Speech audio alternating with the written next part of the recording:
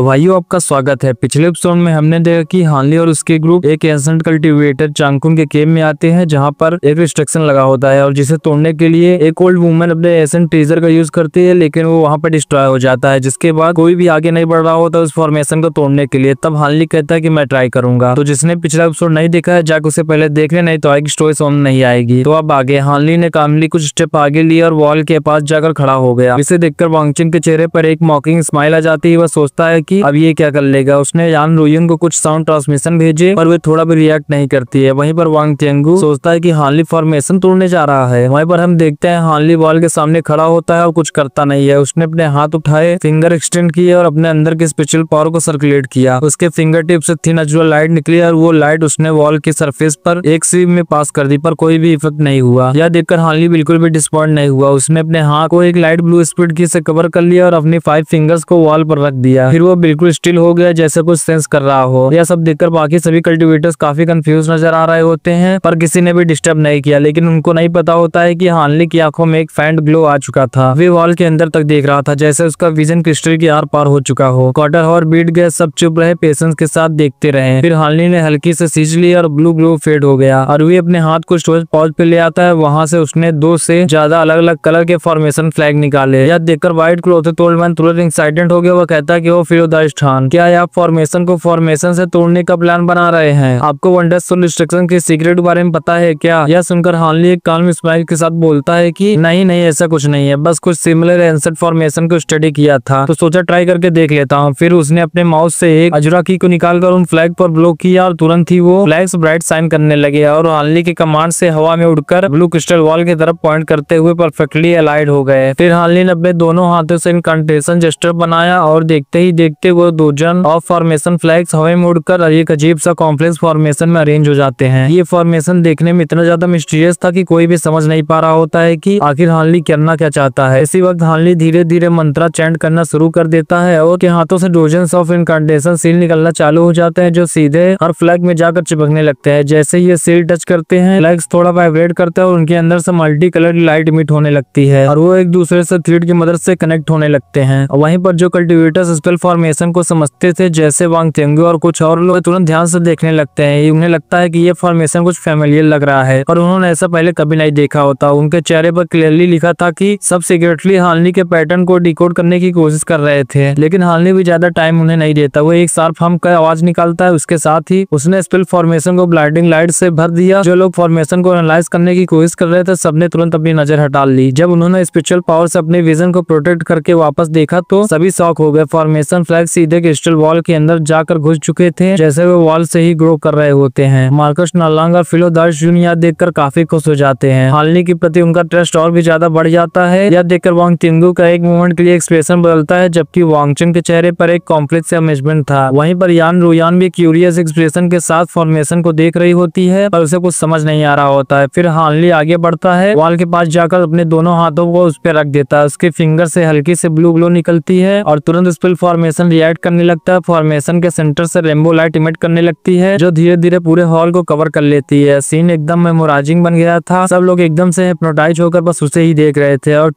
तभी हानली अपने हाथ को पीछे खींचता है और ब्लिंक ऑफ 5 में एक दूसरी वॉल के पास टेलीपोर्ट कर जाता है। वहां जाकर वो एक फॉर्मेशन को सेट करता है, लेकिन इस बार उसका अरेंजमेंट पूरी तरह से अलग होता है। व्हाइट लाइट के फ्लैश के साथ वो फ्लैग दोबारा इजिली वॉल के अंदर घुस जाते हैं। इस बार सभी कल्टीवेटर आगे से प्रिपेयर होते हैं, तो उन्होंने देखा क्लियरली कि कैसे कितनी स्मूथनेस से वो फ्लैग उस दीवार के अंदर चले गए। उन सभी का मुंह खुला का खुला ही रह जाता है। फिर हानली ने इसी तरह से चारों तरफ की दीवार पे फॉर्मेशन सेट करता है और फिर हर एक साइड का परफेक्टली बैलेंस करने लगता है। ये प्रोसेस पूरे 1 घंटे चलता है, लेकिन कोई भी इम्पेशेंट नहीं होता है, क्योंकि सबको पता होता है कि एसेंट फॉर्मेशन को तोड़ना बच्चों का खेल नहीं होता है। फिर हानली हॉल के सेंटर में आता है, ग्रीन फॉर्मेशन प्लेट निकालता है और उस पे कॉम्प्लेक्स सील का स्ट्राइक करता है। इंस्टेंटली प्लेट और चारों वॉल्स एक साथ डिफरेंट कलर में ग्लो करने लगते हैं, जैसे एक साइड में आ चुके हुए और एक ही रिदम में धड़क रहे होते हैं। हानली फिर बोलता है कामली की ब्रेक, और जैसे उसके मुंह से यह शब्द बाहर निकलता है, एक ईयर प्रेसिंग साउंड गूंज उठता है पूरे हॉल में, जैसे हजारों बर्ड्स एक साथ चिल्ला उठे हुए।